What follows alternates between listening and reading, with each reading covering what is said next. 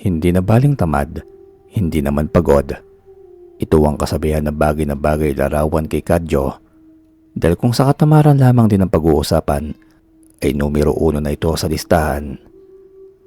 Paano'y mas matagal pa ang oras na iginugugol nito sa pagupo at pagtulog kaysa magtrabaho. Hindi lang yon, numero 1 rin ito sa sobrang kaduwagan, lalong-lalo na pagdating sa kanyang magandang asawa. Kadyo, maanong matuto ka naman magbanat ng buntong tao ka? Ako'y sawang-sawa na talaga sa pagiging batugan mo. Labaw-labawan na naman ang bunganga ni Luningning ay kasisikat lamang ng araw ng umagang yon. Mamaya na, alam mo namang natutulog pa ang tao putak ka ng putak. Daig mo pang manok na hindi mapaitlog Ani Kadyo na nagtalakbong pa ng kumot sa kamuling natulog. Sinasagad mo na talaga ang pasensya kung damuho ka at nakukuha mo pang sumagot. Hala, bangon ka na dyan para may pakinabang ka naman. Umuusok ang ilong na patuloy sa pagdakdak itong si Luningning habang hinahato ng palapa ng niyog ang batugang asawa. Kung bakit ba naman sa dinami-dami ng mandiligaw sa kanya noon, ay sukat ba naman kay Kadyo pa siya bumagsak? Nabiyag kasi siya ng pagiging bulero nito at mga matatamis na salita. Yun naman pala gusto lamang ito sa kayabangan at tamad din naman pala itong magbanat ng buto. Mabuti na lang kamo at wala pa silang anak dahil kung hindi tiyak na kawawa lamang dahil sa pagiging batugan nito. Napilitan namang bumangon si Kadyo sa pagkakahiga at pilit na sinasalag ang mga pagampas na ginagawa ng asawa. Bubulong-bulong pa ito't mabilis pa sa 4:00 pumunta na lamang sa bahay ng kanyang tatang Jose at doon ay dumiskarte ng pangkape. Naku tatang, ako'y sawang-sawa na talaga sa bunganga ni Luningning. Ang sarap ng isuli sa kanila Anya na kung todo pang pagmamaktol. Ikaw nga Kadyo ang tumino. Ang sarili mo kaya ang ayusin mo. Hala ka, pag nagsawa yung asawa mo dahil sa katamaran mong damuho ka at naisipan kang iwanan ay pihadong tatawanan pa kita. Huwag kang makaiyak-iyak sa akin pag nagkataon. Ani tatang Jose na dinuro pa ang kanyang sentido. Tang naman, ako dapat ang kinakampihan mo dahil ako ang apo mo. Pambihira talaga, oo. Wala na talaga akong kakampi rito. Dismayadong maktol pa ni Kadyo. Oy, Kadyo. Hindi ko kukonsintihin ang pagiging batugan mo. Kasalanan niya ng nanang mo kung bakit ba naman pinalaki kang sunod sa lahat ng layaw noong maliit ka pa. Kaya yan, lumaki kang tamad. Sumalangit nawa ang kaluluwa ng senyang ko. Ani pa nito nang maalala ang namayapang asawa. Gamot na lamang sa ulo si Kadyo sa kapadaskol na tumayo. Oh, saan ka naman pupuntang damuho ka? Hindi pa tayo tapos mag-usap Habol ng matanda. Diyan lang hotang, maghahanap ng kakampi sa labasan. Tugon naman ni Kadyo habang nagmamadaling umalis. Habol na lamang tuloy siya ng tanaw ng matanda na malalim na napapabuntong hininga. Hindi na tuloy nito alam ang nararapat na gawin kung paano kaya titino ang apo sa pagiging batugan nito. Sa mga nagiinumang katropa ni Kadyo sa tindahan ni Aling Tekla, doon nagtampi si Kadyo at nakitagay na rin. Naku pare, kung ako sa iyo, sa gwapo mong yan kayang-kaya mong palitan si Luningning ng 10. Konsentidor namang mungkahi ni Lando, isa sa mga kainuman niya. Malakas tuloy silang nagkatawa ng magkakatropa. Hindi lang 10 pre, kahit 20 pa. Dagdag naman ni Atoy. Oy Kadyo, huwag nyo nga gawing pulutan yung pangalan ng asawa mo sa inuman ninyo. Manong maawa ka na lamang doon sa tao. Kinuha mo na sa pamilya niya tapos kakawawain mo lamang pala. Sermon sa kanya ni Aling Tekla na patira sa kanilang usapan. Susitong si Aling Tekla talaga ang OA. Palibhasi walang kalambingan sa gabi. Birong totoo naman ni Nonoy sa matandang tindera na sinundan pa nila ng malalakas na pagtatawanan. Kau, kung mga katulad nyo lamang rin na batugan at lasinggero makukuha ko, ay ubag na lamang. Hay, tumanda na lang sana akong dalaga. Lumayas nga kayo rito sa harap ng tindahan ko. Kaya aga-aga yung mga alskador kayo. Malas yan sa negosyo. Bulyaw at taboy sa kanila ng masungit na tindera. Itong si Aling Tekla talaga. Kulang lang sa labing-labing. Kung ako sa iyo, sagutin nyo na yung hikaing si Manong Dodoy. Yung nakatira doon sa duluhan ng ating baryo na paniguradong tanggal ang kasungitan ninyo. Pagtatawanan pa nilang muli. Hindi talaga kayo titigil ha? Ani Aling Tekla na umuusok na talaga ang ilong nito sa galit. Ngunit hindi pa rin nagpaawat ang mga ito at patuloy lamang sa pangaasar. Muling bumalanghit ang malalakas na pagtatawanan at si Aling Tekla na ang kanilang naging pulutan. Sukat nga sa ginawa nilang pangaasar ay galit na lumabas mula sa loob ng tindahan nito ang matandang tindera na may hawak agad na mahabang pistola. Nagkanya-kanya tuloy sila ng karipasan ng takbo paalis sa harapan ng tindahan nito. Pero hindi nila nakalimutang bitbitin ang alak at pulutan kahit pa nga sabihing inutang nila yon. Aba, mahirap na rin siyempre maputukan ng pistola ni Aling Tekla. Sa kamalig naman ni Nonoy sa gitna ng malawak na palayan, doon ipinagpapatuloy ng magkakatropa ang naudlot nilang pag-iinuman. Grabe na talaga yung Aling Tekla na yung mga pre. Hindi na ako nagtataka kung bakit yung tumandang dalaga ay yanong kasungit naman pala talaga. Ani Lando na maubo-ubo muli sa kakatawa. Sinabi mo pa pre. Ani naman ni Atoy. Pero teka mga pre, maiba ko. May mga dayo pala dito sa ating baryo no. Klaseng maangas yung pinaka-leader at mayabang. Ibang makatingin mga pret, ang dami pang hakot na tauhan. Pagkukwento naman ni Lando. Oh, talaga? Aber, ano daw kayang gagawin nila dito sa baryo Masinlok? Tanong naman ni Kadyo habang namumulutan ng maasim na pinya na nadekwat nila sa daan kanina. Hindi tuloy maipinta ang mukha niya sa sobrang kaasiman niyon. Yun lang ang tanong na hindi ko masasagot ngayon pre. Pero yaan mo, pag nakausap ko yung maangas na lalaki, sasabihin kong ipinatatanong mo. Tatawa-tawa pang wika ni Lando. Doon kay Kadyo sabay taas pa nito ng hawak na baso at diretsang tinungga ang lamang alak. Uy, ba't ako? Loko ka talaga Lando. Baka paginitan lang ako nun eh. Ay nako ha, ayoko ng away. Ani naman ni Kadyo. Siyempre biro lang yung pre, pero hula ko ay hindi talaga gawa ng matinuang mga taong ganong bordado ng tatuang buong katawan. Itaga nyo pa sa bato. Ani muli ni Lando na kumbiyansa pa sa kanyang sapantaha. Saglit namang natahimik ang magkakatropa dahil sa sinabi ni Lando. Kahit paano'y nahulog sila sa matinding pag-iisip kung sino kaya ang mga dayong yon sa kanilang baryo. Nang walang ano-ano'y nagulantang naman sila sa malakas at nakakarinding pagsigaw ni Luningning. Buwat sa malayo at klaseng mambubugbog ng asawa. Kadyo, buisit kang dambuho ka. Nandito ka lang palang lalaki ka ha. Hala, uwi.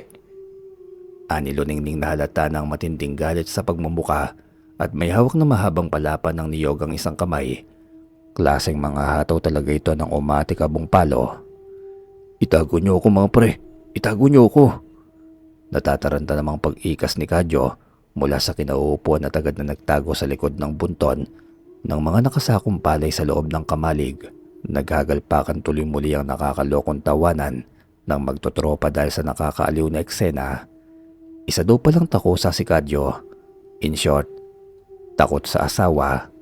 Dahil sa narinig ay tinablan naman ng kaunting pagkahiya si Kadyo, pero di hamak naman na mas lamang ang takot na nararamdaman niya sa mahabang pamalong daladala ni Luningning kaysa sa pang-aalaska ng mga ito. Pero sa malas ay huli na ang ginawa niyang pagtatago dahil pinuputakti na siya ngayon ng sunod-sunod na palo ng kanyang asawa. Tila naman nangangarate si Kadyo sa bawat pag-iwas na ginagawa. Paano'y bawat pagdapo ng palapan ng niyog doon sa kanyang katawan ay parang hagupit ni Judas. Mainit at masakit. Pagdakay mabilis pa sa 4:00 kumari pa siya ng takbo pauwi ng kanilang bahay habang habol pa rin siya ng palo ni Luningning. Pagdating naman sa bahay ay kuntodo pa rin ang pag-iingay ng bunganga ng asawa. Talagang umuusok pa rin ang bumbunan nito sa matinding inis. Isang-isa na lang talaga Kadyo at hihiwalayin na kita. Itatak mo yan sa batugan mong katawan. Maiyak-iyak nitong pagbubunganga. Di hiwalay kung hiwalay. Bubulong-bulong naman na wika ni Kadyo. Hininaan niya talaga ang kanyang boses para hindi marinig ng asawa ang kanyang sinasabi. Ano ka mo Kadyo? Malakas na bingga sa kanya ni Luningning at muli siyang pinatikim nito ng sunod-sunod na mainit na paghataw ng palapa. Aray! Aray naman asawa ko, wala naman eh. Wala naman mahal ko. Ang sabi ko, maganda ka pa rin kahit galit ka. Agad na pambobola naman ni Kadyo sa asawa na sinabayan pa ng himas at paglalambing dahil alam niyang iyon lamang ang magiging susi para mapalamig ang umuusok nitong bunganga. Tila naman natigilan ito ng bahagya dahil sa tamis ng kanyang pambobola. Talaga ba? Hindi ka ba nagbibiro, Kadyo? Malambing nang ang tanong ni Luningning. Oo naman, mahal ko. Kailan ba ako nagsinungaling sa'yo? Patuloy pa rin niyang paglalambing at talagang pinag-usayan pa niya ang ginagawang acting. Milagrong sumili naman ang magandang ngiti sa labi ni Luningning. Ano ba't parang bigla na lamang nag-iba ang ihip ng hangin? Ang kaninang maladaragon nitong pagmumuka ay biglang naging maamong santa. Tila uod din itong binubudburan ng asin dahil sa pamimilipit nito sa sobrang kilig. Nilapitan naman ito ni Kadyo saka pinupog ng halik at yakap. Bango mo talaga asawa ko. Daig mo pang hinog na langka. Maasim-asim. Masarap kagatin. At muntik pang ang madulas ang dila niya. Hagik-gik naman ang hagik-gik si Luningning habang kinikiliti ni Kadyo. Hanggang sa ngayon kasi mabilis pa rin siyang mabitag sa pagiging bulero nito. Ano pa't ang nag-aapoy na bulkan kanina ay bigla na lamang milagrong naging payapa. Lika na nga asawa ko at gumawa na lamang tayo ng munting Kadyo. Namimilog ang mga mata ni Kadyo sabay pangko niya sa magandang asawa at mabilis ang ipinasok sa kwarto. Mahirap na siyempreng bumalik ang pagka-Gabriela silang nito. Ano ba't pag sa ganoong bagay ay yanong sipag niya? Dakong hating gabi naman nang bulabugi ng mag-asawa ng kakaibang ingay sa labas ng kanilang dampa. Wari bang likha ang ingay na yon ng mga nag-aaway na dalawang mabangis na nilalang? Hindi rin nila mawari kung sa kabayo ba o sa kalabaw ang naririnig nilang pag-aangilan. Kadyo, bumangon ka nga dyan. Silipin mo kung anong ingay yun. Utos ni Luningning sa asawa. Tila lumilindol na kasi ang lupa sa walang puknat na paglalaban ng mga yon. Wala yun asawa ko, mga hayop lamang yun ng gubat. Tamad namang sagot ni Kadyo, saka na maloktot muli ng tulog. Pero dahil parang niyuyugyug na rin ang kanilang munting dampa, ay napilitan na si Luningning na sumilip sa siwang ng kanilang bintana. Mabuti na lamang at kabilugan pala ng buwan ng gabing yon, kaya tanaw pa rin ang kapaligiran, kaya kitang-kita nito sa pagitan ng siwang ang dalawang nag-aaway na mga hayop doon sa may labas. Kadyo, si Maliksi at si Kalakihan ay nakawala yata sa pagkakatali ni Tatang Jose. Ayun o, nagpapang-away sa labas. Muli ay panggigising ni Luningning sa asawa. Iyaan mo silang mag-umbagang dalawa. Bukas na asawa ko at napagod ako eh. Anito, waring ng laki naman ang butas ng ilong ni Luningning sa narinig na isinagot ni Kadyo. Pagod daw ang batugang asawa samantalang wala naman itong ibang ginawa maghapon kundi ang ginawa lamang nilang milagro kani-kanina lamang. Tuloy ay pinatikim ito ni Luningning na mga pinong kurot sa tagiliran. Pagkatamad-tamad mo talagang lalaki ka, yay kang ang maumbag ni Tatang bukas. Anito nagigil. Oo na, babangon na nga. Pambihira, istorbo talaga oo. Napipilitang bangon nito sa higaan, saka mabilis na't pabalyang lumabas ng pinto. Napakamot na lamang tuloy sa batok si Kadyo dahil sa naunsyaming mahimbing na pagkakatulog. Pero parang biglaan namang tumigil ang pag-aaway nilang naririnig sa labas. Sa halip ay sinalubong siya ng kakaibang ihip ng malamig na hangin na waring nanunuot sa kanyang mga buto-buto. Nang sipati naman ni Kadyo ang kapaligiran, ay nakita nga niyang tumatakbo na ang dalawang hayop patungo sa kalapit nilang kagubatan. Dako, nalintikan na Luningning at nakuwala na nga ang dalawang alaga ni Tatang. Diyan ka muna, tahabulin ko.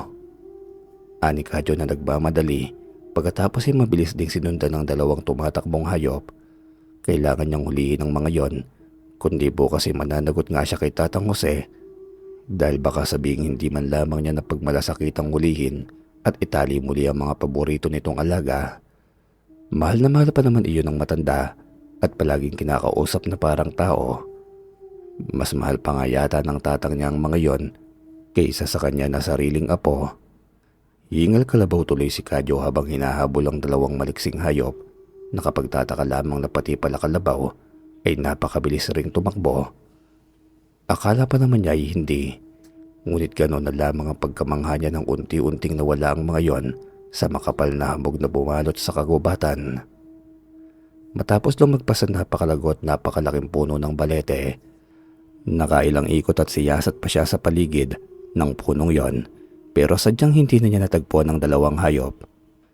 Hinanap na rin niya sa dako pa roon pero sadyang wala na. Parang naglaho na parang bula. Napakamot na lamang sa ulo si Kadyo dahil parang napaglaruan siya ng mga yon. Kung hindi lamang talaga yun ang mga alaga ng tatang niya, ay matagal na iyong naging laman ng talyasi. Pihadong napakasarap noong gawing kaldereta para pulutanin. Minsan pang muli niyang ikinala ang paningin sa loob ng kagubatan sa pagbabaka sakaling makita ang mga yon, pero wala talaga. Sa halip ang napansin niya ang kakaibang liwanag ng malaking puno ng balete. Nilapitan niya ang mga yon na totoong namangha siya sa nadiskubre. Dahil ang liwanag pala na natatanaw niya ay sanhi lamang ng sandamakmak na mga alitaptap. Kung hindi lamang siya matatakoting tao, ay baka kaaliwan niya ang pambihirang tanawing yon. Pero naalala din niya ang sinabi noon ng kanyang tatang Jose na pag ang puno daw ay halos lukubin ng napakaraming umiilaw na alitaptap, lalo na paggabi, malamang ang punong yon ay pinamamahayan daw ng mga elemento o kaya mga engkanto, lalo na pagpuno daw ng balete. Tuloy ay nahaplos niya ang sariling braso dahil sa biglaang pagtayo ng mga balahibo sa buong katawan. Lalo pa nang muling umihip ang malakas na hangin na naging dahilan para maglaglagan ng mga tuyong dahon niyon. Naglawitan din ang ilang pang mga baging na parang mga galamay ng pugita. Kinilabutan tuloy ng malala si Kadyo. Pakiramdam din niya ay may mga matang nagmamasid sa kanya buhat sa dilim. Kaya mabilis na lamang niyang nilisan ang kagubatang yon at halos mapatid ang suot na tsinelas sa pagmamadaling umuwi ng kanilang dampa. Pagdating naman doon ay narinig niya ang matinis na pagsigaw ni Luningning. "Kadyo, mabutit bumalik ka na. Madali ka. Nakakita ko ng napakalaking aso na dumaan sa harapan ng dampa natin. Naglalaway at napakapula ng mga mata. Parang aswang. Oo, aswang nga, tama." Hindi magkandatutong pagbabalita ng asawa na halos maiyak-iyak na sa labis na takot. "Huwag mo nga ako matakot-takot, Luningning. Pagka ganitong namaligno yata ako sa gubat baka hindi kita matadya." Anya sa napakalakas na boses dahil sa pagod at kilabot. "Hindi ako nagbibiro, Kadyo. Kitang-kita ng mga mata ko. Napakalaki. Kasanlaki ng kalabaw at itim na itim. Diyan siya nagtungo sa dilim." Ani pa muli ni Luningning na namumutla pa rin ang mga labi sa takot. Kahit natatakot din ay nagtapang-tapangan namang siniyasat ni Kadyo ang loob ng kanilang bakuran. Nanginig ang dalawang tuhod niya nang may gumalo nga mula sa likod ng malagong halamanan.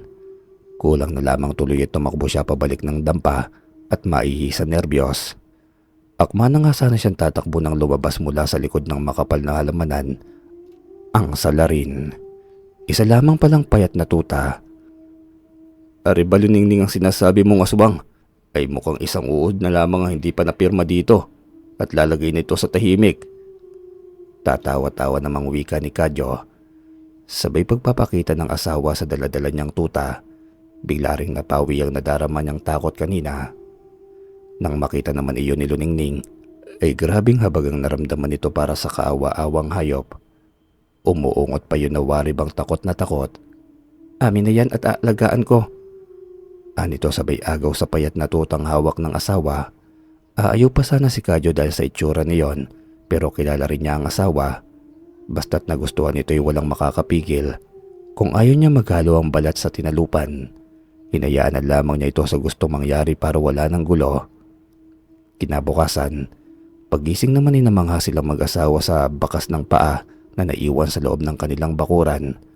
Malalaki ang mga bakas na hawig sa paa ng kabayo at kalabaw, ngunit kapansin-pansin na tigi isang pares lamang ang mga yon. Naikwento tuloy ni Kadyo kay Luningning na hindi nga pala niya nahuli ang dalawang alaga ng kanyang tatang Jose kagabi dahil biglaang nawala ang mga yon sa makapal na hamog sa gubat. Nagmamadali tuloy pumunta si Kadyo sa bahay ng kanyang tatang para maagang ipaalam dito ang pagkawala ng mga alaga nito. Ano bang pinagsasasabi mong bata ka? Ayan si Kalakian at si Maliksi. Diyan ko itinali kahapon pa sa gilid ang dampa ko dahil uso ngayon ang pagkamatay ng mga alagang hayop. Ani tatang Jose sa kanya. Ganun na nga lang ang panlalaki ng mga mata ni Kadyo dahil totoo ngang naroon ang dalawang malusog na alaga ng kanyang tatang. Hindi nga nakakawala at maganang nangihinain ng damo. Umungat humalinghing pa ang mga yon na parang nakakaintindi sa pinag-uusapan nilang dalawa. Napakamot na lamang tuloy sa batok si Kadyo kung ganun ay kanino pala ang mga nakawalang hayop kagabi at ano itong sinasabi ng tatang niya na uso daw ang pagkamatay ng mga hayop sa kanilang baryo. Kaupo apo, palibasi palagi ka na lamang tulog kaya napag-iiwanan ka na ng balita. Pagsisermon pa rin ito sa kanya. Kwento ng matanda ay noong isang araw lamang daw ay natagpuan ng alagang baka ng kumpare nitong si Mang Sitas na halos kalansay na lamang daw ang natira. At ang mas nakakapangilabot pa daw ay ang mga ulo ng mga bakang yon ay nakasampit pa sa kalapit na kawayanan na parang sinadyang itapon doon. Hinala daw ng mga kababaryo nila na hindi lamang isa ang lumalapastangan sa mga kawawang hayop kundi marami sila. Iniisip rin nilang baka ang mga grupo ng kawatan yon, mga illegal butchers, at kinukuha lamang ang mga karne ng hayop para madaling idispatcha sa mga pamilyan. Kung kaya't kalansay na lamang ang natitira. Naalala tuloy ni Kadyo ang tungkol sa mga dayo sa kanilang baryo. Naisip niyang baka may kinalaman nga ang mga yon. Pero syempre, sinarili niya na lamang muna ang haka-haka dahil tamang duda lang naman siya. Sa halip ay tumayo na lamang siya sa pagkakaupo at humirit ng kwarta kay Tatang Jose. Por Diyos por santo naman Kadyo, sa tanda kong ito'y ako pa talagang hiningaan mo ng kwarta. Abay dambuhong ito kung naghanap buhay ka lamang sana, di sinsani may ginagastos ka. At aber, aanhin mo naman ang kwarta ha?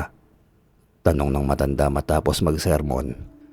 Anibersaryo ho ng kasal namin ngayon ni Luning Ningtang.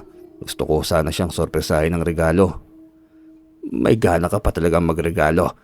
Hindi naman galing sa pawis mo. Sermon ulit ng matanda sa apo. Pero nang gamitan ito ng paglalambing ni Kadyo, ay inilabas din naman ito ang kwartang nakaipit pa sa garter ng suot nitong salawal. Nako, pasalamat ka't hindi kita kayang tiisin. Anito sa apo. Pasipol-sipol tuloy si Kadyo habang binabagtas ng maputik na daan patungo sa labasan. Ngising aso siya dahil sa mga dilihensyang kwarta. Alam naman kasi niyang hindi nga siya kayang tiisin ng kanyang tatang, lalo na't ginagamitan niya ng mayubagang paglalambing. Walang ano-ano'y bigla siyang nabuwal sa maputik na lupa at sa malas ay nauna pa ang muka. Paano'y nadagasan siya ng humahagibis na mga kabayo sa kayang mga nagtatawa ng kalalakihan. Hoy, magpapakamatay ka bang ungas ka?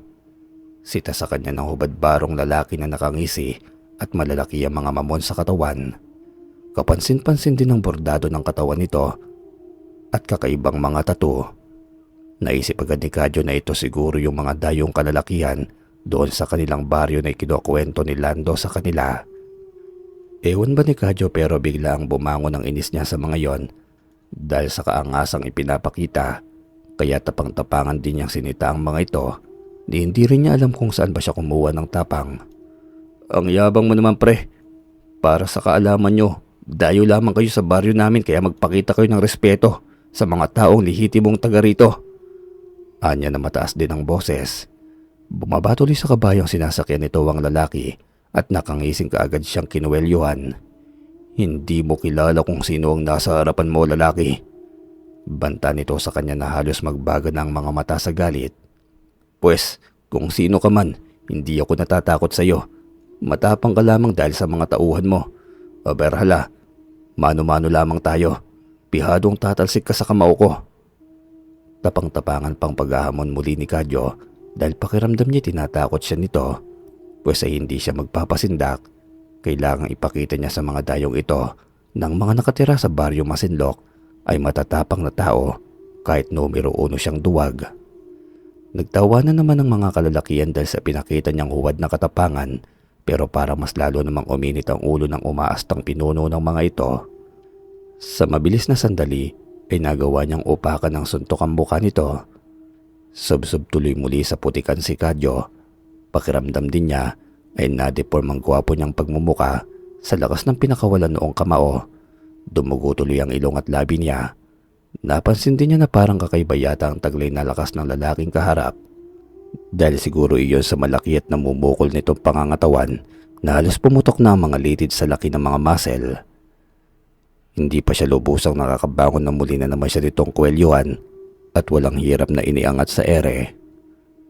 Tandaan mo ang araw na kinanti mo ako, lalaki, dahil ito rin ang araw na pagsisisihan mo at ng baryo ninyo kung bakit mo pa ako nakilala. Bubuhayin kita ngayon pero sa susunod ay magdasal ka na, kayong lahat. Banta muli nun sa kanya na nakangisi saka muli siyang binigwasan, kaya sadsad muli sa putikan si Kadyo na halos hindi na makagulapay. Pagkatapos ay mabilis siyang nilisan ng mga iyon na maigting ang ginagawang pagtatawanan. Gapang naman si Kadyo sa maputik na lupa pabalik sa kanilang dampa. Nagsisisi tuloy siya kung bakit ba naisipan niyang sitahin ang mga yon.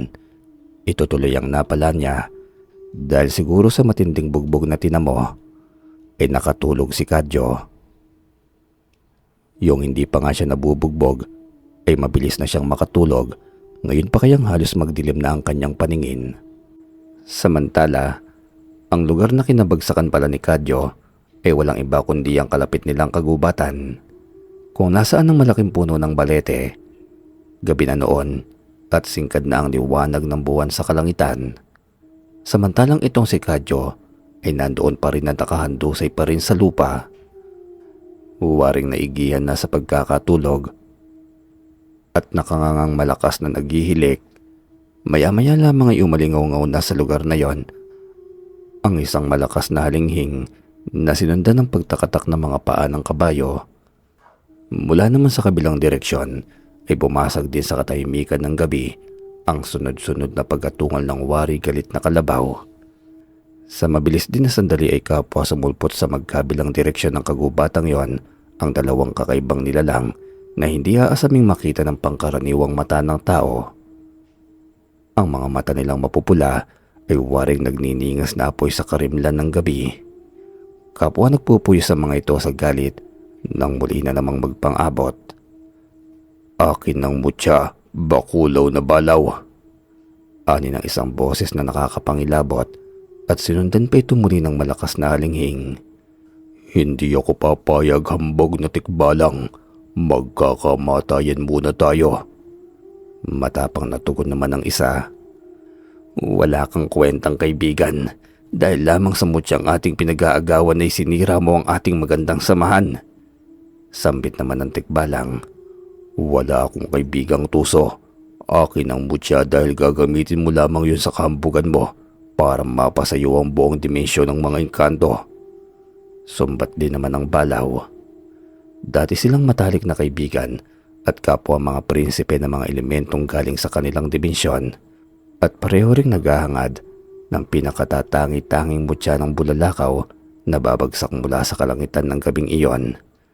Mutya ng bulalakaw na matindi ang angking kapangyarihang taglay at napakalakas. Iyon din ang pinakakatangi-tanging mutya na maaaring magligtas sa kanilang dimensyon mula sa kuko ng halimaw at kalahating engkantadong si Kalib. Ano pat ang pagbabangayan ng dalawang mabagsik na nilalang ay nauwi na naman sa umatikabong labanan. Umalma ang balaw at sumingasing naman ang tikbalang. Pagkatapos ay matapang na nagpangbuno ang mga ito, patay kung patay ang labanan nila.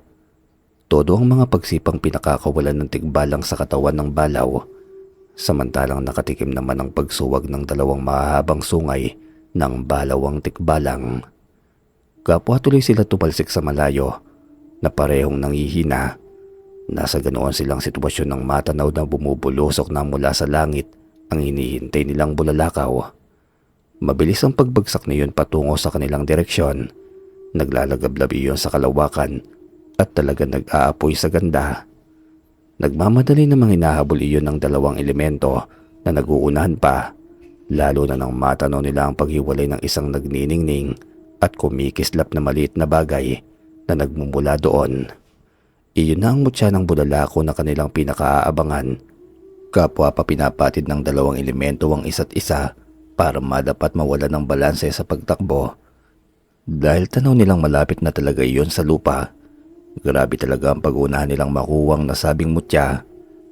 Ngunit ganoon na lamang ang panlalaki ng kanilang mga nagniningas na mga mata nang ang hinihintay at inaasam nilang mutya ay nasa lamang ng bibig ng isang nakahilata at nakangangang lalaki na hindi nila alam na nandoon pala. At sa malas ay tuluyan pa yatang nalunok. Umuubo-ubo pa yun at waring nahihirinan at inimas ang kanyang sariling lalamunan. Pagdaki muling natumba sa lupa na waring walang pakialam sa mga nangyayari. Nang kanilang lapitan ay sarap na sarap pa iyong naghihilik. Ni hindi nga din yata nito alintana ang epekto ng malakas na pagsabog dulot ng bulalakaw sa dulong bahagi ng kagubatang iyon. Kapwa napalupagi na lamang tuloy sa maputik na lupa ang dalawang maangas na nilalang sa malaking pagkakadismaya. Ang pinag-aagawan nilang makapangyarihang mutya ng bulalakaw ay mapupunta lamang pala sa hindi sinasadyang tiyan ng isang lalaking taga-baryo na bantog sa dimensyon nila bilang si Kadyong Tamad na ubod rin ng duwag. Dahil sa malas na nangyari ay hindi sila pwedeng bumalik sa kanilang dimensyon na hindi nakamta ng mutya dahil paniguradong malaking kahihiyan ang idudulot nun sa kanila. Kapwa pa nagsisisihan ng dalawang elemento dahil sa pagkakabulilyaso ng kanilang mga plano. Inaasahan pa naman ang kanilang dimensyon na hindi sila mabibigo dahil kilala silang pinakamalakas na pinuno. Kaya nga silang ipinadala sa lupa ng kanilang pinakahari. Kasalanan mo kung hindi mo ko pinigilan. Di sinsanin na sa lukuwang mutya. Batok ng tigbalang sa balaw. Anong ako? Ikaw ang pumipigil sa akin. Ganti naman ang balaw sa tigbalang. Sabay bigwas din dito. Ano pat nauwi na naman sa mainit na labanan ng kanilang pagtatalo. Kapwa tuloy sila bumagsak sa lupa na wala namang magandang nangyari. Kapwa lamang sila nagkasakitan pero sa huling halakhak ay nakay Kadyong Tamad pa rin. Dahil doon ay kailangan na lamang nilang umisip ng ibang paraan. Sabay silang nagkatinginan ng magawi ang nagniningas nilang mga paningin kay Kadyo na masarap pa ring natutulog. Dahan-dahan nila iyong nilapitan at pinagtulungan buhatin patungo sa puno ng balete na siyang lihim nilang portal patungo sa kabilang dimensyon. Nakalulungkot lamang isipin na anumang sandali ay makakapasok na sa mapayapang dimensyon nila ang kaaway nilang si Caleb at ang mga alipores niyon upang magdulot ng paggawasak sa kanilang dimensyon. Buhat-buhat na si Kadyo ng dalawang elemento ng maalimpungatan. Ganun na lamang ang pagtataka niya ng lubusang may masmasan. Ang akala niya panaginip lamang na may bumubuhat sa kanya ay nangyayari pala sa totoong buhay. Ganoon na lamang din ang paghiyaw na ginawa niya nang tuluyang mamasdan at mapagsino ang mga nilalang na bumubuhat sa kanya. Isang matangkad na kabayo at isang napakalaking kalabaw, pero datapot subalit katulad iyon ng mga taong nakatayo, gamit lamang ang isang pares ng mga paa sa hulihan. Mga kalahating kabayo at kalabaw na kalahating tao. Mga engkanto! Mga elemento! Malakas niyang pagsusumigaw. Ginisihan lamang siya ng dalawang nilalang dahilan para lukuban pa siya ng matinding takot. Hiyaw siya ng hiyaw nang mag-umpisang magwala. Bitiwan niyo ako! Bitiwan niyo ako, sabi! Anya na halos mamaos na ang boses at mapatid ang litid sa leeg sa labis na takot. Sabay naman siyang binitiwan ng dalawang elemento dahilan para lumagapak siya sa matigas na lupa. Iinot-inot tuloy siyang bumangon at paikay-kang nagkubli sa isang sulok. Maligayang pagdating sa kabilang dimensyon, Kadyo. Bati sa kanya ng balaw. Ikinala naman ni Kadyo ang paningin sa lugar na kanyang kinaroroonan. Wala na nga siya sa kanilang baryo, kundi nasa isang lugar siya na wari ay nababalutan ng hiwaga. Mausok at amoy tabako, kundi siya nagkakamaliin nasa loob siya ng isang napakalaking puno. Bakit niyo ako dinala rito? Anong kailangan niyo sa akin? Ngatal niyang tanong. Ngumisi naman ang tikbalang sa kanyang katanungan. Wala nang maraming usap, Kadyo. Ibigay mo sa amin ang mutya at ibabalik ka namin sa iyong mundo. Anito sa tinig na paos at malalim. Anong mutyang pinagsasasabi mo? Nagugulo ang tanong naman ni Kadyo. Sa mabilis na sandali ay isinalaysay naman ng balaw sa kanya ang nakaraang pangyayari kung bakit napunta sa kanya ang sinasabi nilang mutya. Abay, kasalanan ko ba yun? Alangan naman, hiwain niyo yung tiyan ko at dukutin ko ang sinasabi niyong mutya. Anya sa mga ito, magandang ideya. Pagkasabay namang wika ng dalawang elemento na ikinilaki naman ng mata ni Kadyo. Sabay pang akmang susugod ng mga yun sa kanya, kaya napatras siya sa takot na nanginginig ang dalawang tuhod. Huwag kayong lalapit, kung hindi matitikman niyo ang kamao ko. Tapang-tapangan niyang wika, sabay amba ng suntukan sa mga yon. Ngunit ang dalawang mabangis na elemento ay patuloy lamang sa paglapit sa kanya, kaya itong si Kadyo'y hindi na mapigilang maiisa sa lawal at naipikit na lamang ang mga mata sa labis na takot. Ngunit ganoon na lamang ang pagtataka niya ng mga sumunod na sandali ay wala na siyang nararamdamang kahit na ano. Kaya dahan-dahan niyang muling iminulot ang kanyang mga mata at nakitang parehong nakaluhod na ang dalawang elemento sa kanyang harapan at baka sa mukha ang matinding pagmamakaawa. Ang kaninang mababangis at maangas nilang pag-iitsura ay tila ba naging isang maamong tupa. Handa ka naming paglingkuran naming Panginoon, basta't tulungan mo lamang kaming proteksyonan ng aming dimensyon laban sa kalahating engkantado at halimaw na si Caleb. Pakiusap ng mga ito sa kanya at mas lalo pang ang napanganga si Kadyo sa mga sinasabi ng mga yon. Ako? Magiging tagapagtanggol ninyo? Weh, di nga. Anya sa ipit na boses. Paano naman siya magiging tagapagtanggol kuno ng mga mababangis na elementong ito? Ay di hamak naman yatang yanong duwag niya at mas mukha pang ang mas matatapang at malalakas tignan ang mga yon kaysa sa kanya. Nahawakan na lamang tuloy ni Kadyo ang sariling ulo. Di kaya nababaliw na siya sa kung ano-ano na lamang ang kanyang nakikita. Baka naapektuhan na rin ang kanyang utak sa pambubugbog na ginagawa sa kanya kanina ng maangas na lalaking dayo sa kanilang baryo. Sunod-sunod na pagiling na lamang tuloy ang naisagot ni Kadyo sa kabila ng pagmamakaawa ng mga elemento. Pakiramdam rin niya anumang oras ay papanawa na siya ng ulirat dahil labis-labis na talaga siyang nahihiwagaan sa daloy ng mga pangyayari. Isa pa, hindi siya bayani para ipagsapalaran ng sariling buhay alang-alang sa mga elementong nagdudulot sa kanya ngayon ng walang katulad na hilakbot. Sa ginawa niyang pagtanggi ay waring nadismaya naman ang dalawang nilalang, kaya sabay siya noong nilapitan upang magmakaawang muli. Hiyaw tuloy ng hiyaw si Kadyo at hindi na alam ang gagawin kung panaginip lamang ba ang lahat ay gusto na niyang magising. Samantala habang nasa kabilang dimensyon naman si Kadyo ay nabalutan ng lagimang baryo Masinloc. Naging sunod-sunod nang natatagbo ang mga patay na hayop na nakahambalang sa daan na waring pinagpepestahang lamunin. Hanggang sa sinabayan pa iyon ng mga pesteng na minsala sa kanilang mga taniman. Noong unang araw ay sandamakmak na mga balang ang umuubos sa kanilang pananim. Nang sumunod na araw ay dumagsa naman ng mga pesteng maiitim na daga na hindi nila alam kung saang lugar nang gagaling. Bawat gabi din ay hindi sila pinapatulog ng mga alulungan ng mga mababangis na asong gubat na gumagala sa kanilang baryo tuwing sumasapit ang dilim. Mga mababangis at maiitim na mga aso na mas malaking hindi hamak sa mga natural na aso.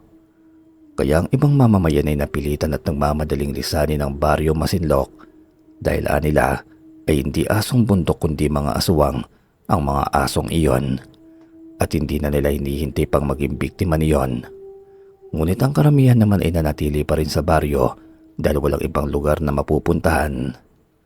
Waring nagkatotoo naman ang sapantahan ng karamihan tungkol sa mga asong iyon dahil nang sumunod na mga araw ay isa na ang kababaryo nila ang naging biktima. Karimari-marim ang sinapit ni Mang Dodoy. Ang hikaing matanda na manliligaw ng tinderang si Aling Tekla. Halos kalansay na ang katawan nito nang matagpuan ng mga tao sa dulong bahagi ng kanilang baryo na waring pinagpiesta ang kainin ng laman.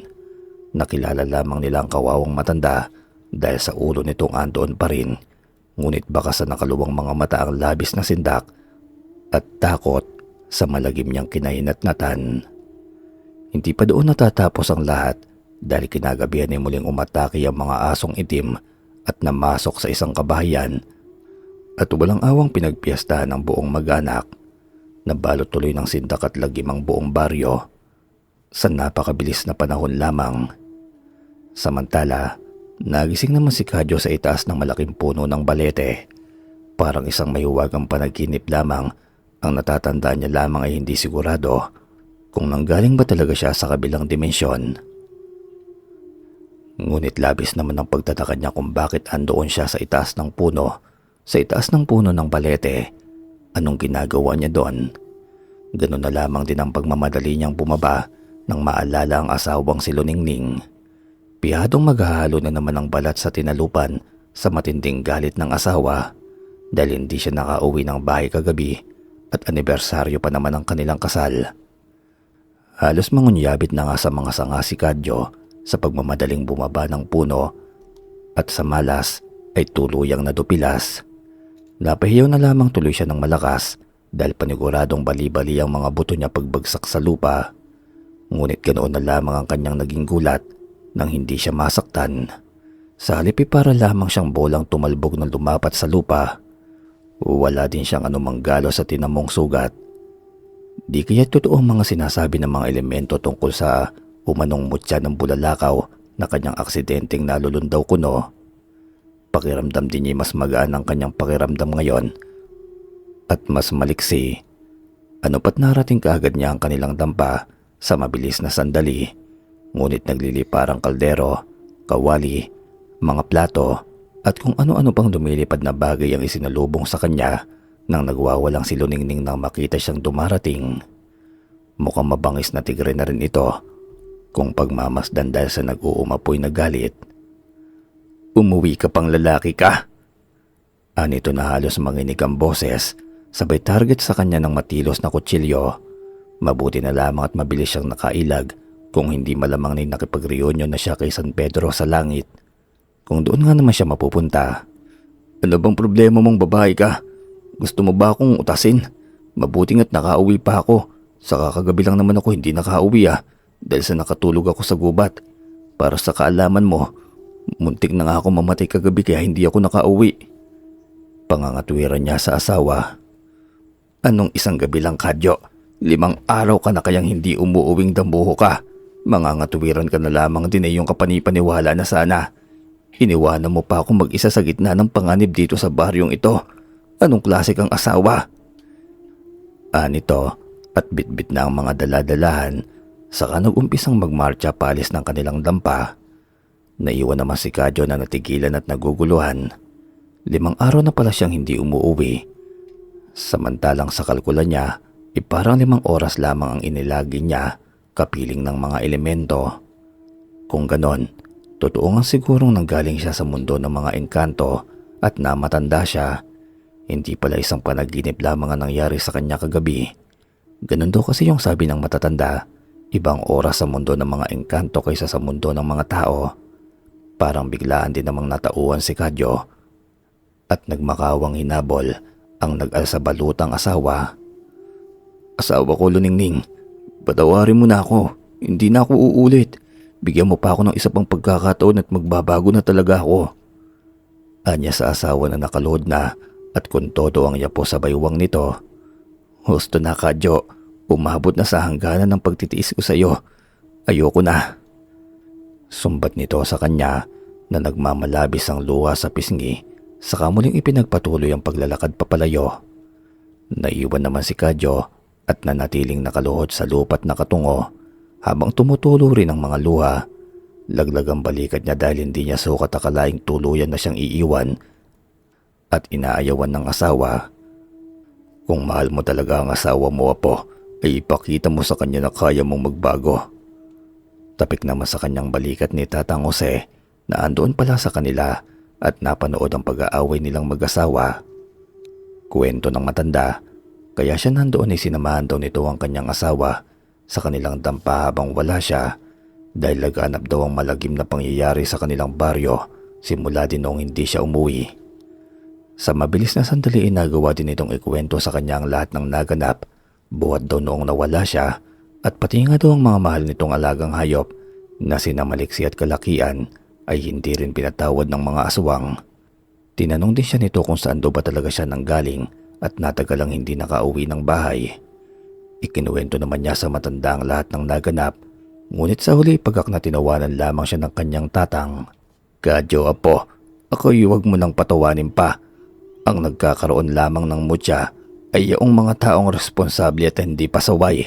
Aber bakit ka naman pagkakalooban ng mutya, yanong duwag at tamad mo?" Anito sa apo na hindi mapigilan ang pigil ng pagtawa. "Tang, hindi nga ho ako nakikipaglokohan, kundi aksidente lamang ho na nashoot yung sa bunganga ko habang ako'y natutulog at nakanganga sa gubat." Aniya nakakamot-kamot sa batok. Dahil sa sinabi niya ay napabulanghit muli ng malutong na tawa ang matanda. "Abay, tamo nga naman at may nagawa ka pang kabutihan.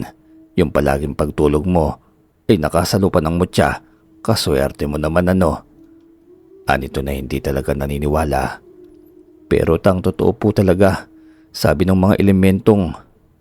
Ngunit hindi na niya itinuloy pa ang nais sabihin dahil baka mas lalo pa lamang siyang pagtawanan ng matanda. "Siya, meron kang mutya apo. Pero puwera biro, baguhin mo na yung sarili mo. Kung gusto mong balikan ka ng asawa mo, sikapin mo sanang magbago." Tapik muli nito sa kanyang balikat. Tumangutango naman si Kadyo kay Tatang Jose at parang batang humihikbi. Ani talaga magbabago na siya dahil anya pag nawala pa lang isang tao ay saka mo lamang makikita ang totoong importansya at kahalaga nito sa buhay. Kinagabihan naman ay nasaksihan nga ni Kadyo ang kalagimang sinasapit ng kanilang baryo sa pangil ng mga aswang. Dinig na dinig din niya ang kahabag-habag na palaho ng iba nilang kapitbahay.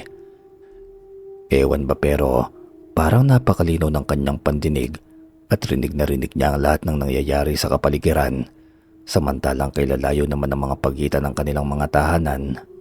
Sa pantahan ni Tatang Jose, malamang ay mga aswang daw ang nag-aanyong asong umaali-aligid sa kanilang baryo at mga aswang na kung tawagin ay asbo.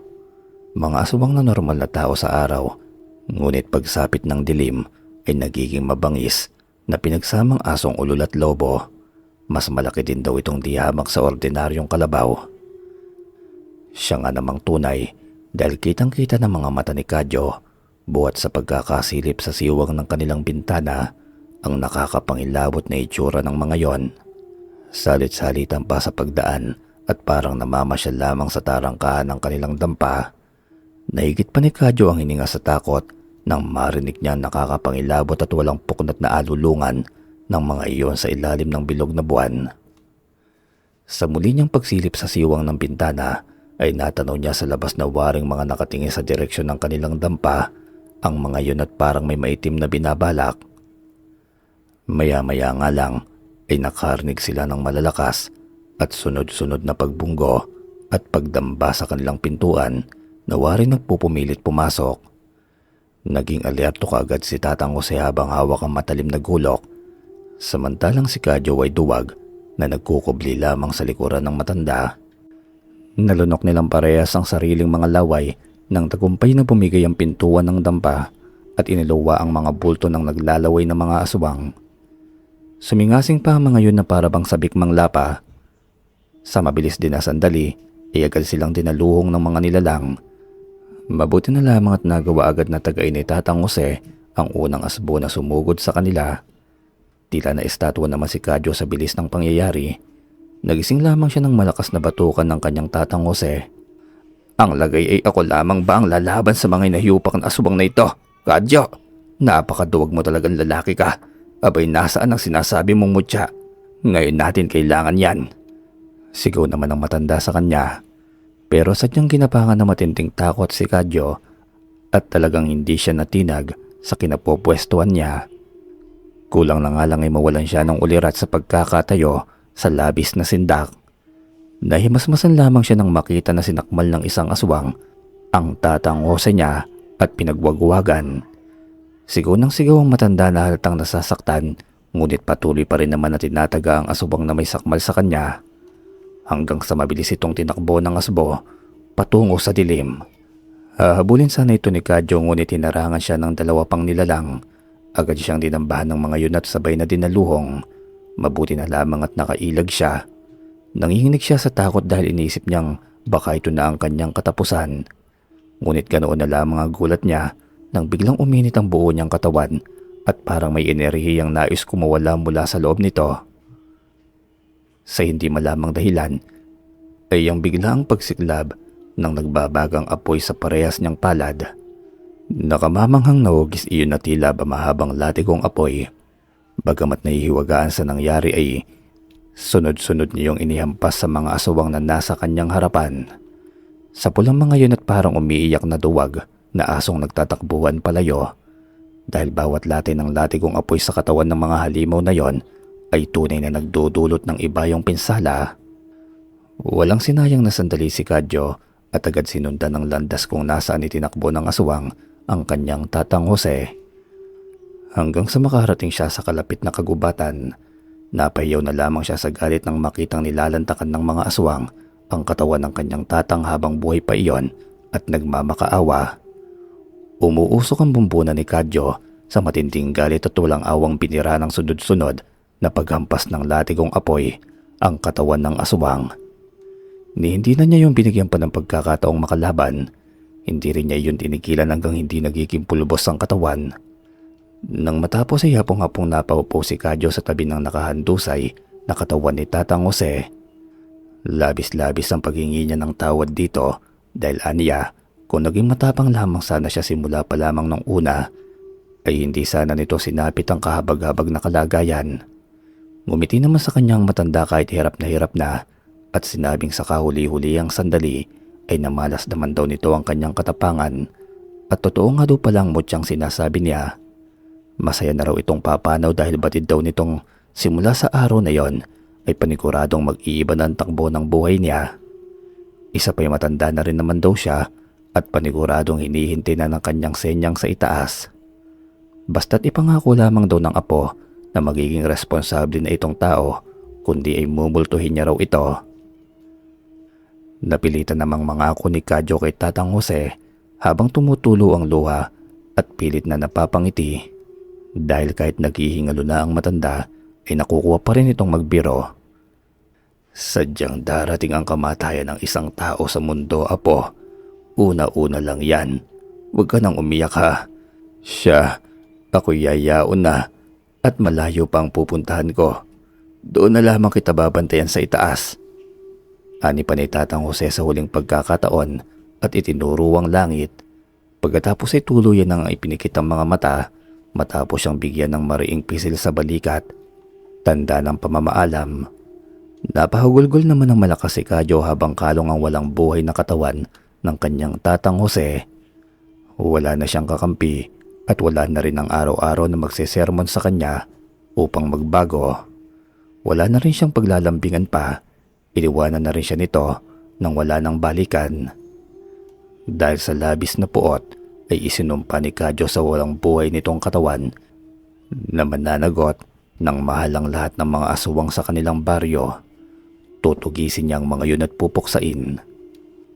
Kinabukasan, hindi pa sumisikat ang araw ay makikitang abalang-abala na si Kadyo sa pagbubungkal ng lupa sa loob ng kanilang bakuran. Umiiyak siya habang ginagawa iyon dahil sa hukay na ginagawa niya. Doon niya pansamantalang ililibing ang kanyang Tatang Jose dahil batid niyang nasa gitna ng kaguluhan ng buong baryo masinlok. Dakong hapon naman ang hangos na dumarating ang kanyang biyanan. Umiiyak ang mga yun at halatang halata ang labis na pag-aalala sa mga muka. Kadyo, si Luningning dinukot ni Kalib kanina, ang pinuno ng dayong aswang dito sa ating baryo. Tarantang pagbabalita ng mga yon sa kanya. Napakuyom ng kamao si Kadyo sa narinig na pangalan. Kalib. Minsan na niyang narinig ang pangalang yon. Kung hindi siya nagkakamali ay iyon ang pangalang tinutukoy ng mga elementong nagdala sa kanya doon sa kabilang dimensyon. Si Kalib ang sinasabi ng mga itong magdudulot ng pagkawasak sa dimensyon ng mga ito. Ang maangas na lalaking bumugbog din sa kanya kailan lamang. Ang siya rin palang pinuno ng mga halimaw na naghahatid sa kanilang baryo ng malalagim at kasindak-sindak na mga pangyayari sa kasalukuyan. Dagdag balita pa ng kanyang mga biyanan ay hindi lamang daw si Luningning ang dinukot ng mga dayong halimaw, kundi lahat ng kadalagahan at ilang kababaihan sa baryo Masinloc. Matamang nag-isip si Kadyo sa narinig, kung ganun ay hindi lamang pala ang kanyang asawang nanganganib, kundi nasa alanganin din ang buhay ng halos lahat ng mga kababaihang bihag ng mga aswang.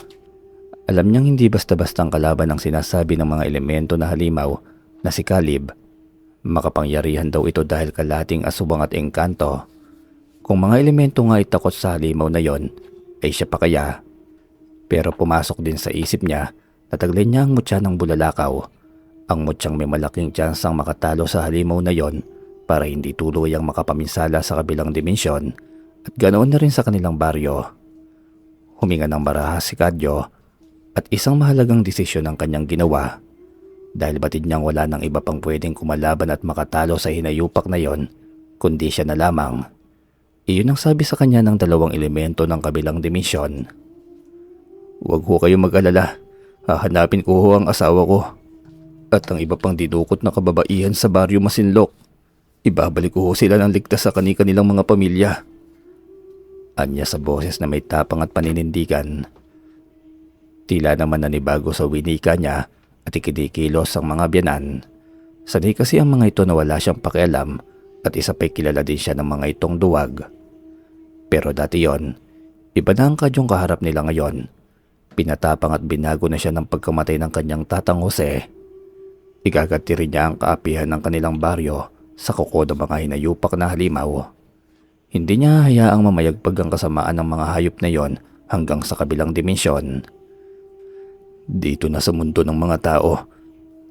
Dito sa baryo Masinloc. Dito na magwawakas ang kasamaan nila. Anya sa nagpupuyos na damdamin. Wala na ngang sinayang na sandali si Kadyo at inumpisa ang hanapin ang asawa at ang iba pang mga kababaihan. Labis lamang ang pagtataka niya kung bakit kababaihan lamang ang binibihag ng mga iyon. Halos galuguri na niya ang buong baryo. Ay talagang ni ba kasi walang iniwan ng mga halimaw. Hindi tuloy niya alam kung saan naglulungga ang mga hinayupak na yon. Di wala siyang ideya kung saan nga ang mga yun nahanapin. Habang ginagala din niya kanina ang buong baryo Masinloc upang tugisin ng mga aswang ay mas lalong umalsa ang kanyang galit. Paano'y bawat dako ng kanilang lugar ay may nilalangaw na patay na hayop at may mangilan-ngilan pang kalansay ng tao at halos hindi na makilala. Sa mabilis na panahon ay tila ba naging ghost town ng dating payapa at tahimik nilang pamayanan. Ano pat kahabag-habag at kalunos-lunos ang kasalukuyan nilang kalagayan. Dagdag pa ang samot-saring mga peste na nananalasa sa kanilang mga pananim. Hindi naman katakatakang padala din iyon ang hinayupak na si Kalib dahil sa taglay nitong itim na kapangyarihan. Dagdagan pang isang ari nitong masamang engkantado. Lahat nga'y posibleng gawin ng halimaw na yon. Ito na siguro ang sinasabi ng lalaki na panahon na upang magtagpo ang kanilang landas. Napagsisisihan daw niya at ng buong baryo Masinloc na kinanti niya ito. Pwes, hindi na siya natatakot ngayon. Ngayon pang matinding galit ang nararamdaman ng kanyang puso sa pagpanaw ng mahal niyang si Tatang Jose. Nasa ganon siya ang pag-iisip ng lapitan siya ng uungot-ungot na tuta. Kilala niya ang tutang iyon. Ito ang tutang inampon ng asawang si Luningning. Base sa ikinikilos ng munting hayop, ay may nais itong ipaunawa sa kanya. Waring pinasusunod siya patungo sa kung saan at ganoon na nga lang ang kanyang ginawa. Sinundan niya ito sa ang lugar mang patungo hanggang sa dalhin siya ng tuta sa pinakaliblib na bahagi ng kanilang baryo kung saan mayroong kubling kuweba. Sa tagal ng inilagi niya sa baryong yon, ni minsan ay wala siyang nalamang kababaryo na nangahas na pasukin ng nasabing kuweba dahil sobra daw iyong mapanganib. Paano'y pinamamahayan daw iyon ng mga makamandag na ahas at mga alakdan. Madilim na noon ang kapaligiran at laganap na ang dilim. Nakakatakot ding marinig ang huni ng ibong kwago at ik-ik ng mga paniki. Parang nagbabadya rin ng masamang panahon. Malakanak ang gumuguhit ang kidlat sa papawirin at mangilan-ngilang pagdagundong ng kulog sa kalangitan. Matamang nagmasid sa labas ng kuweba si Kadyo Ang mga mata niya ay daig pa ang pusa sa linaw ng paningin kahit madilim na ang paligid. Dahil siguro iyon sa mutyang nasa loob ng kanyang katawan. Maya-maya lamang ay nakarinig siya ng mga kakaibang tunog na nanggagaling sa loob ng kuweba. Tila mahiwaga. Parang tunog ng tambol na sinasabihan ng mga pag-atungal nang hindi niya mawari. Kaya wala na siyang sinayang na sandali. Palihim na pinasok ang naturang kuweba. Maingat at tahimik. Napakahaba pala ng kuwebang yon at napakadilim. Dagdag pang umaalingasaw na panghiyan ang simoy ng hangin. At tama nga ang bali-balita dahil pinamumugaran nga ang kuwebang yon ng mga makamandag na ahas at alakdan bukod pa sa napakaraming mga paniki. Hanggang sasapitin niya ang dulong bahagi ng kuweba at bumungad sa kanyang napakalagong kagubatan. Bulok din ang amoy ng simoy ng hangin. Malansa at mabaho, tunay na masakit sa ilong. Sa tinagal-tagal niyang naninirahan sa baryong yon, ay walang sino mang nakapagkwento sa kanya na ang dulo pala ng nasabing kuweba ay isa ring malawak na kagubatan. Marahil siguro walang sino mang taong nakarating na doon. Nasa ganoon siyang pag-iisip na may mabangga ang dulo ng kanyang mga paa sa lupa. Ng kanyang titigan ay isa palang pugot na ulo ng babae at kilala niya kung kaninong ulo yon. Kay Aling Tekla, waring lumaki at lumiit ang ulo niya sa gulat at panghihilakbot. Pati pala si Aling Tekla ay hindi nakaligtas sa mga pangil ng pesteng aswang. Kahit naman sobrang sungit sa kanila ng matandang babae, ay ayaw pa rin niya itong mapahamak. Nang igala pa ni Kadyo ang paningin sa lugar, ay nakita niyang ibang kababaihan na nakakulong sa isang napakalaking hawla na yari sa baging at kahoy. Iyak ng iyak ang mga yun at panay ang pagmamakaawa. Hinahanap ng kanyang mata si Luningning pero bigo siyang makita. Nalintikan na at saan kaya dinala ng mga hinayupak ang kanyang bungangerang asawa. Patiyad siyang lumapit sa mga babae at tinanong ang mga ito kung nakita si Luningning. Sabi naman ng mga yun ay kinuha na daw ni Caleb ang kanyang asawa at ilang pang kababaihan upang dalhin sa pinakapusod ng kagubatang iyon para gawing pagkain at pagpiestahan sa gabing iyon. Sila naman daw ay binihag para mas dumami pa ang lahi ng mga aswang. Iyon pala ang plano ng hinayupak na yon, kaya palang mga kababaihan lamang ang pinuntirya ng mga itong dukutin. Kaya ganoon na lamang din ang pag-aalala ni Kadyo sa narinig. Kahit naman saksakan ng bungangera ang asawa niyang si Luningning, ay ito pa rin ang kanyang buhay. Kung mawawala ang kanyang asawa, parang baliwala na rin ang buhay niya. Kaya hindi niya hayaang maging lamang tiyan lamang ito ng mga pangit na aswang. Lakad takbo ang ginawa niya na makarating lamang kaagad sa sinasabi ng mga itong pusod ng kagubatang iyon. Mabuti na lamang at doble ang bilis niya ngayon dahil sa kanyang mutyang taglay. Malayo pa lamang siya sa lugar ay natanaw na niya na parang may okasyong idinadaos ang mga halimaw. Malakas at may dalang panganib ang tunog ng tambol. Nakita rin niyang nagsipagtira pa ang mga yon sa lupa na waring mga taimtim na sumasamba. Habang nasa unahan ng mga yun ang pinuno nilang si Caleb, na animoy baliw naman na nakatingin sa nagdurugong kulay ng buwan sa kalangitan. Samantalang nakahiga naman sa ibabaw ng malapad na bato, sa unahan nito ang isang nagmamakaawang babae, nangihina at lupaypay. Nakadipa ang lalaki ni animoy kumukuha ng lakas at kapangyarihan sa liwanag ng bilog na buwan, habang patuloy na umuusal nang hindi niya maunawa ang orasyon o dasal. Sa mabilis na sandali ay biglang nagbago ang anyo nun sa nakakasindak na nilalang. Isang napakalaki at napakabangis na halimaw. Mukhang napakalaking aso na doble ang laki sa karaniwang laki ng mga asbong aswang. May matitilos na pangil at nagbabagang pares ng mata. O malulong pa yun ng napakahaba na waring naging hudyat upang magbago na rin ng anyo ang ibang mga kalalakihan. Sabay-sabay pang nag-alulungan ng mga yun na waring nagbabadya ng iba yung lagim. Tunay na nakapanghihilakbot makita ang pangyayaring yon. Parang isang napakasamang bangungot. Sa mabilis na sandali ay agad na sinakmal sa leeg ng aswang na si Caleb ang leeg ng babaeng nakahiga sa ibabaw ng malapad na bato. Kumikisay-kisay pa yun habang sinisip-sip nito at sinasaid ang pulang likido. Parang lantang gulay at putlang-putla ang babae nang tantanan siya ng halimaw. Hindi na rin iyon humihinga. Sumingasing si Caleb matapos magpakabusog sa sariwang dugo ng babae. Pagkatapos ay tila lobo itong muling nagpakawala ng sunod-sunod na alulungan. Umalulong na rin ang mga alipores nitong aswang na waring tuwang-tuwa pa sa kalagimang ginagawa ng kanilang pinuno o ng kanilang Panginoong aswang. Sa isang senyas ni Caleb ay hayok na pinag-agawan ng mga alipores nito ang katawan ng kawawang babae. Tunay na nakakapangilabot marinig ang tunog at pagngasab ng matatalim nilang pangil at pag-aangilan. Sa malago na boses ay muling nagsalita ang halimaw na si Caleb matapos magbagong anyo muli sa pagiging tao at nakangisip ang pinagmamasdan kung paano manghinain ang kanyang mga alagad. Ilabas pa ang ibang mga pagkain. Anito sa malagong at maotoridad na boses. Tumalima naman ang ilang tauhan nito at sa mabilis na sandali ay bumalik ng ngudngod na ang ilang pang kababaihan. Nahigit na lamang ni Kadyo ang hininga nang matanong na isa si Luningning sa mga yon. Awang-uwa siya sa asawa dahil halata ang labis na takot sa mukha nito. Tagas na rin ang uhog nito at luha sa pagngawa ng malakas.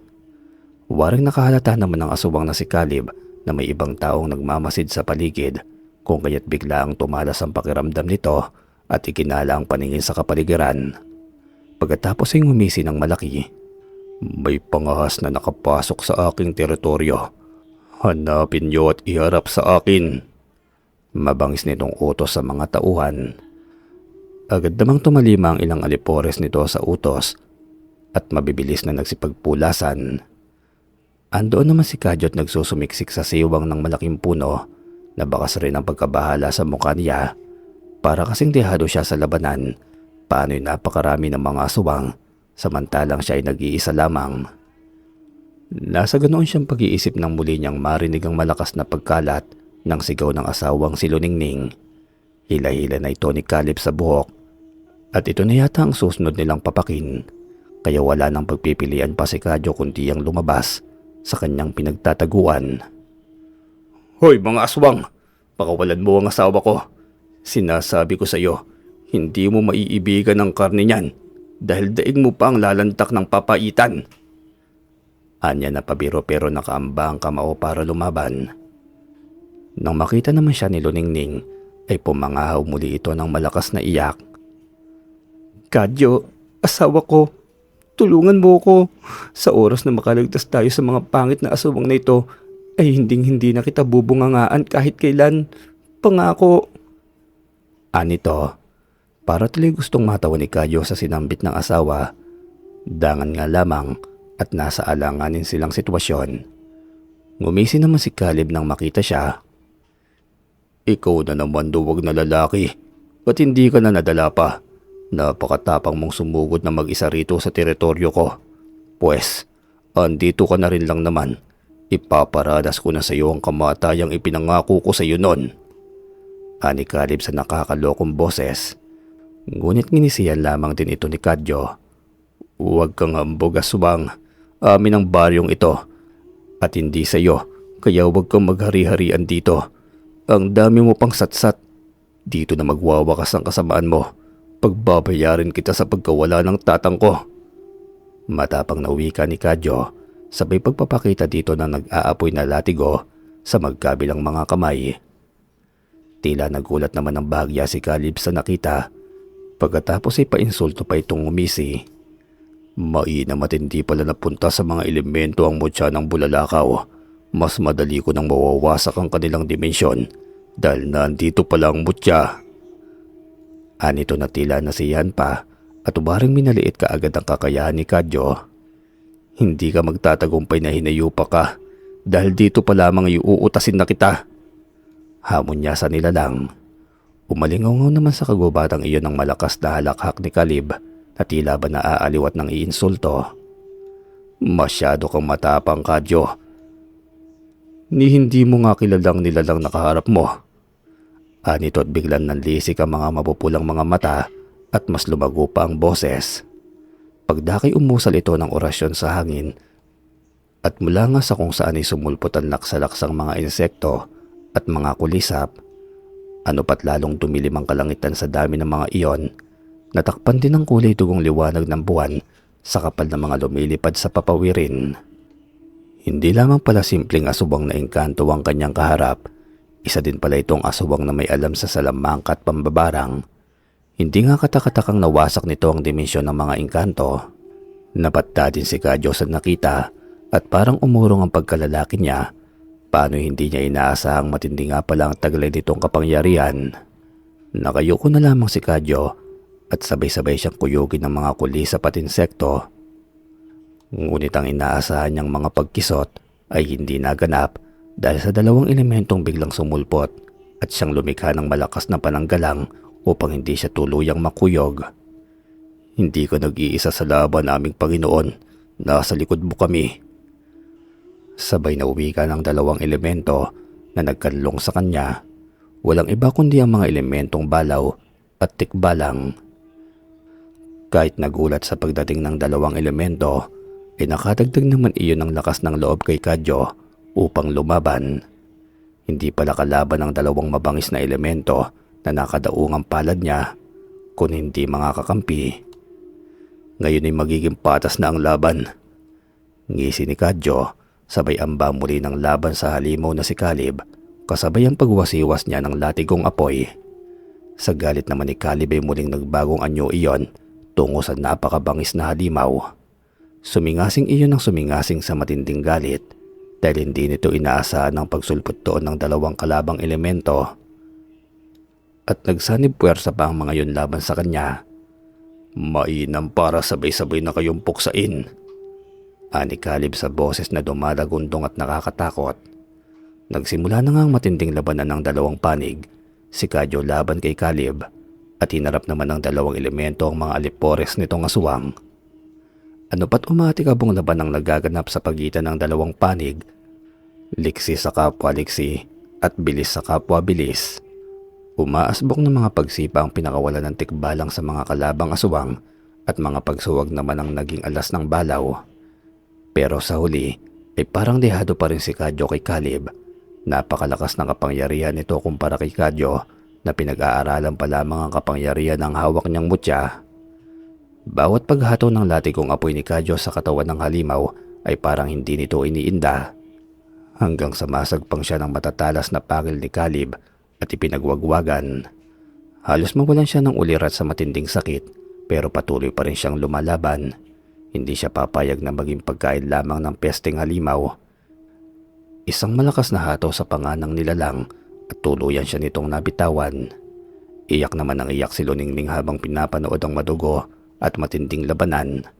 Hindi niya sukat akalaing makikita niyang matapang na nakikipaglaban si Kadyo sa mga aswang.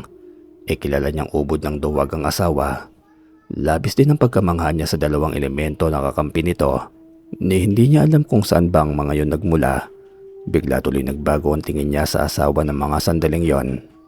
Tingin niya kay Kadyo ngayon ay isang matapang na tagapagtanggol. Hapong-hapo na ang tatlo tinanginana sa laban ang nagaganap.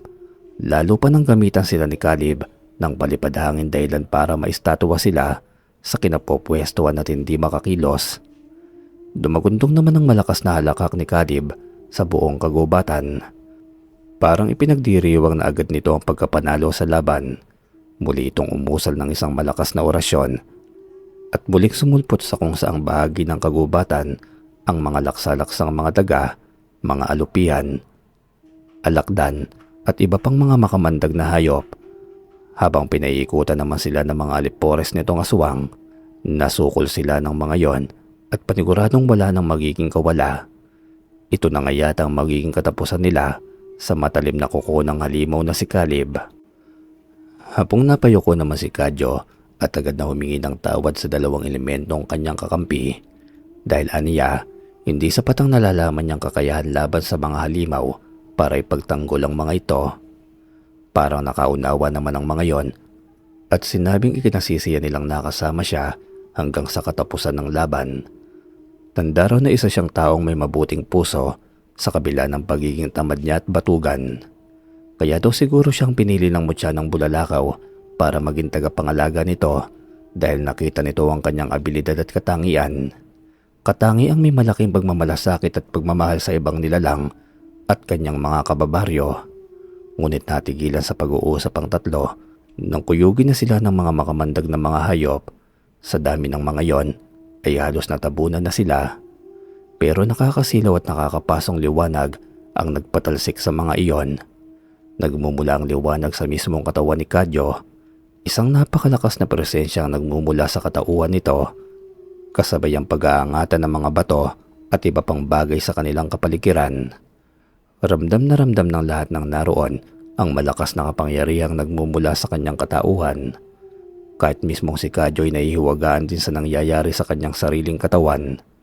Ito na ba ang tunay na kapangyarihan ng mutya ng bulalakaw? Nabakas naman sa mukha ni Caleb ang pagkataranta. Agad nitong pinukol ng iba't ibang malalakas na orasyon at salamangka si Kadyo, pero parang may maliwanag na rayos ng apoy na humahad lang rito at tumatalbog lamang sa kawalan ng bawat pinabato niya ditong itim na kapangyarihan. Sa isang pagkumpas lamang ng palad ni Kadyo ay tumilapon din sa malayo ang mga alipores nitong aswang. Bahagang buntot ng mga yon, pero muli rin namang sumugod. Kaya hindi na binigyan pa ng pagkakataon ni Kadyo na mabuhay pa ang mga inahiyupak na aswang. Sa isang kisap matay na kamamanghang naglutangan ng mga yon sa hangin at sa ere ay malakas na puwersang tila pumiga sa mga katawan ng mga ito.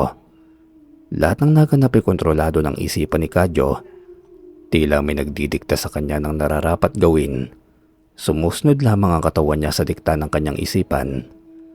Anupat na mula na ang lupa sa pulang likidong napiga sa katawan ng mga nilalang.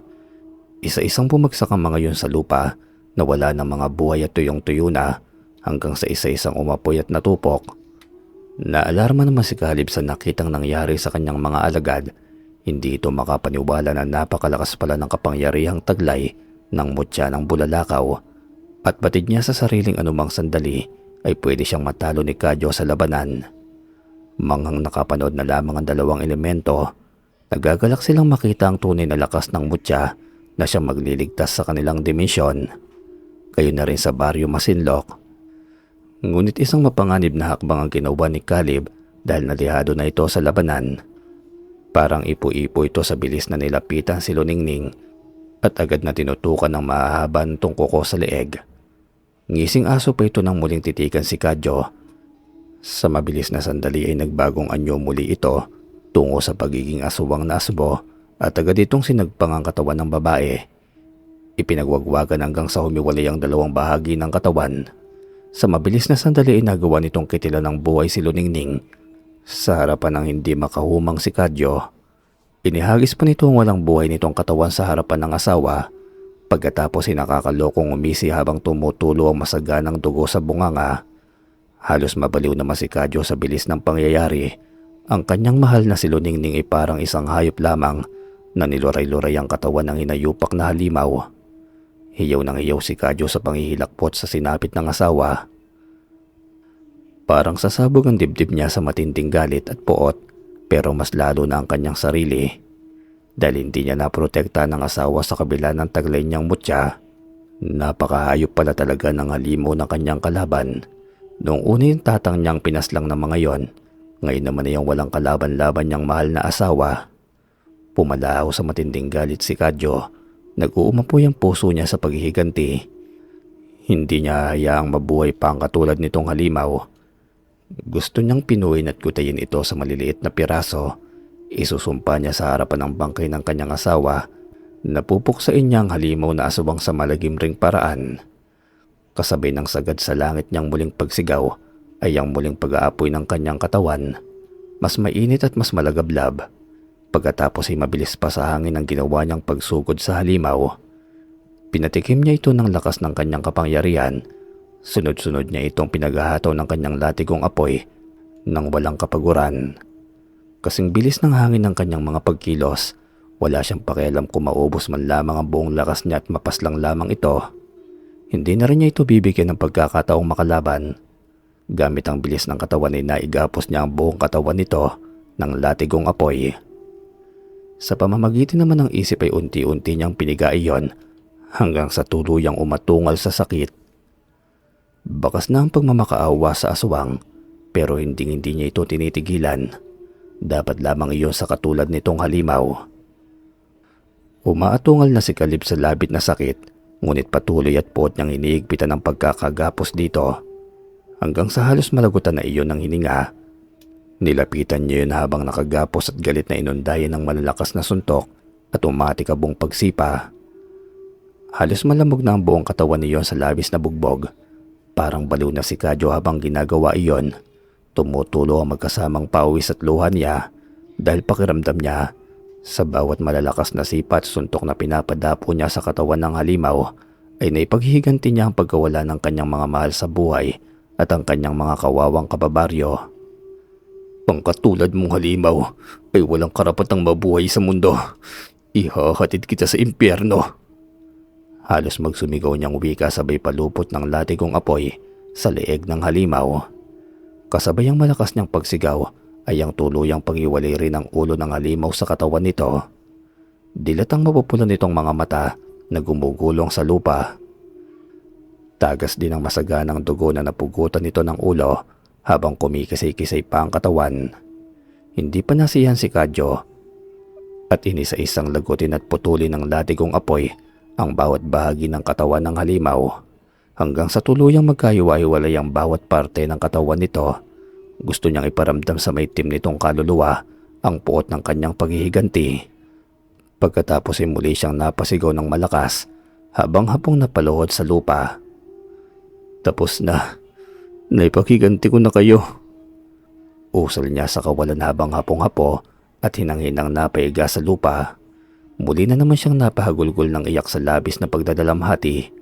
Napuksa nga niya ang halimaw at nailigtas ang parehong dimensyon ng mga tao at engkanto.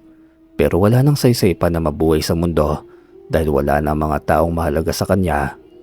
Tuluyan na siyang iniwanan ng mga ito at wala nang balikan. Binawi sa kanya ang mga ito ng may kapal sa nakakapangilabot na paraan. Kunin niyo na rin ako, Diyos ko. Parang awa niyo na. Ayoko na pong mabuhay. Hagulgol niya at pagsusumamo sa langit. Kung isang masamang bangungot lamang sana ang lahat, ay gustong-gusto na niyang magising. Hanggang sa makatulog siya sa dugo ang lupa dahil sa matinding pagod sa labis na pag-iyak at pagdadalamhati. Hanggang sa tuluyang lamunin na rin ang diwa niya patungo sa madilim na karimlan. Malakas at sunod-sunod na pagampas ng palapa ng niyog ang muling nanumbalik sa ulirat na si Kadyo. Hinayupak kang lalaki ka, kaya pala hindi ka nakauwi kagabi. Ay dito ka pala natulog sa gubat.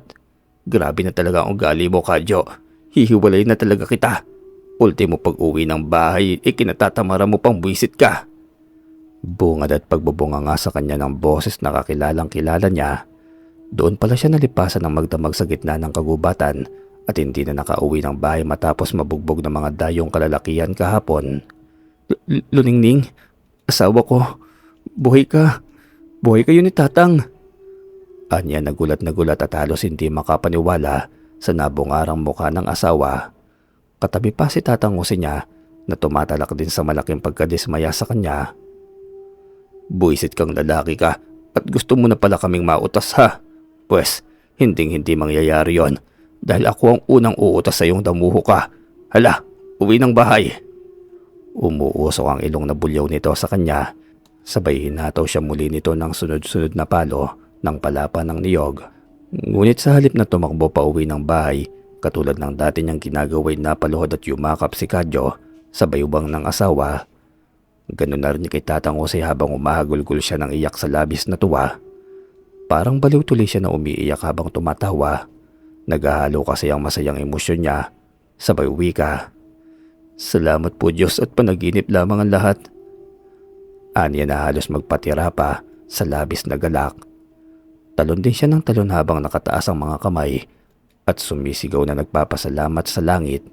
Manghang naghatingi na naman si Luningning at Tatang Jose na nawiwirdohan sa kinikilos niya. Anong nakain mo, Kadyo? At nagdadrama ka?